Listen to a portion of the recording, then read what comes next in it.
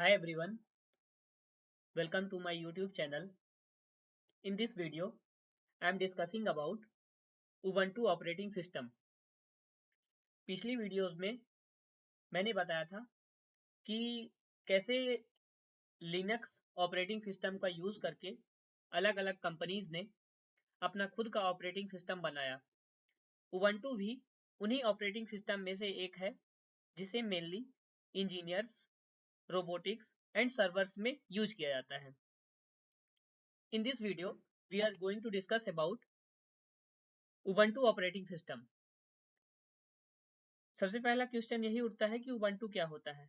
Ubuntu is a Linux based operating system which is used on laptops, desktop, server, robots, embedded and IoT system.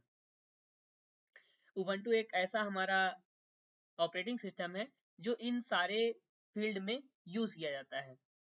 हमारे robots में, servers में, embedded system में, IoT के application में, इन सारे ही चीजों में उबंटू ऑपरेटिंग सिस्टम का यूज किया जाता है।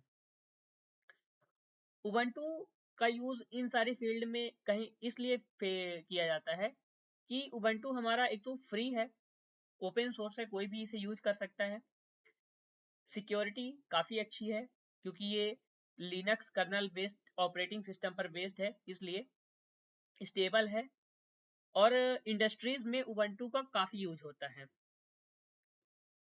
Ubuntu is not just an operating system, it is a tool to control your laptop, computer deeply.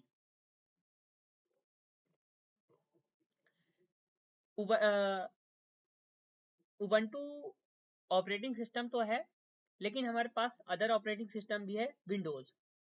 यहाँ पे हम देखेंगे कि उबंटू और विंडोज में आखिर डिफरेंस क्या होता है, क्यों इंडस्ट्रीज में उबंटू को ही प्रेफर किया जाता है, विंडोज को क्यों नहीं। सबसे पहला तो कॉस्ट होता है।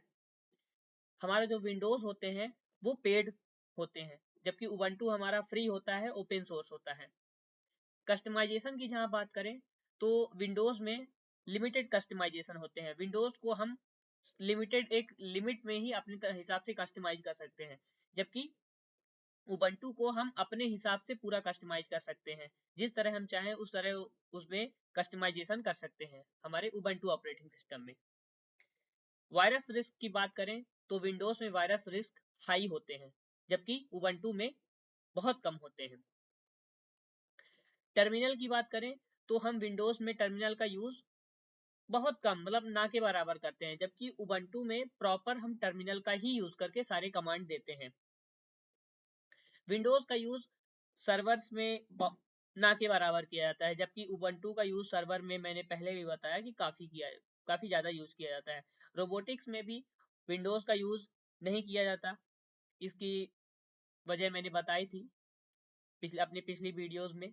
यहाँ भी मैं उसको डिस्कस कर सकता हूँ, लेकिन एक शॉर्ट फॉर्म में, कि जो हमारे ऑर्डिनोज होते हैं वो मल्टीपल प्रोग्राम्स को रन करने में कैपेबल नहीं होते हैं, इसलिए हम अपने रोबोट ऑपरेटिंग सिस्टम का यूज करते हैं। और रोबोट ऑपरेटिंग सिस्टम को समझने के लिए हमें पहले लिनक्स ऑपरेटिंग सिस्टम को समझना होगा।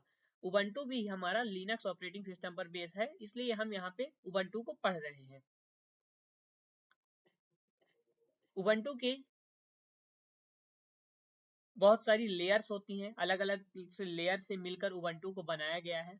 पहली लेयर होती है हमारी लिनक्स कर्नल, दूसरी लेयर होती है सेल, तीसरी लेयर होती है हमारी टर्मिनल, फिर चौथी लेयर फाइल सिस्टम, पांचवी लेयर डेस्कटॉप इन्वायरमेंट।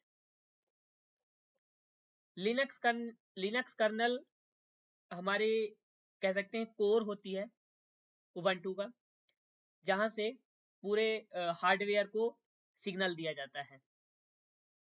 सेल हमारी इंटरफेस होती है यूजर और कर्नल के बीच।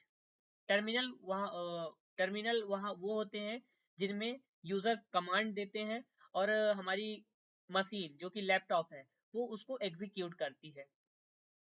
टर्मिनल कह सकते हैं कि एक तरह का एक ऐसा मीडियम है जिससे यूजर और लैपटॉप, एक यूजर और एक डिवाइस एक आपस में कम्युनिकेट करते हैं।